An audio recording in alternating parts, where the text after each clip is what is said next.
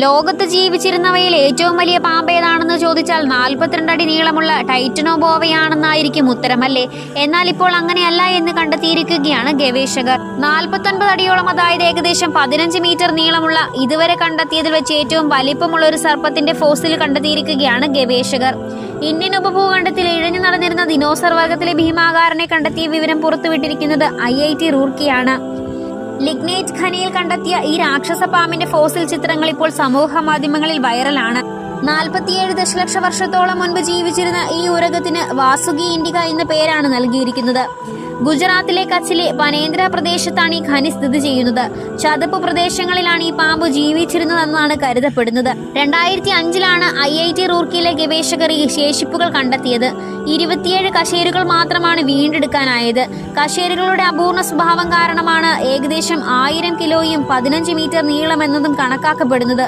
ഇതുവരെ കണ്ടെത്തിയ വലുതെന്ന് കണക്കാക്കപ്പെട്ടിരുന്ന ഉരകമായ ടൈറ്റനോബോവയ്ക്ക് 42 അടി നീളമായിരുന്നു.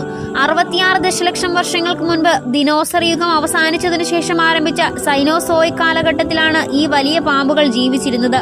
മാറ്റ്സോയുടെ പാമ്പ് കുടുംബത്തിലെ അംഗമായിരുന്നു വാസുകി എന്നാണ് ഗവേഷകർ പറയുന്നത്. വാസുകി ഇൻഡിക്കസ് ഒരു പതിയിരുന്നിര പിടിക്കുന്ന വേട്ടക്കാരനാണെന്ന് ഗവേഷകർ പറയുന്നു. പെരുമ്പാമ്പുകളെ പോലെ മറഞ്ഞിരിക്കാൻ സാധ്യതയുണ്ടെന്നും പെട്ടെന്ന് ബലപ്രയോഗം നടത്തി ഇരയെ പിടികൂടുമെന്നും പറയുന്നു.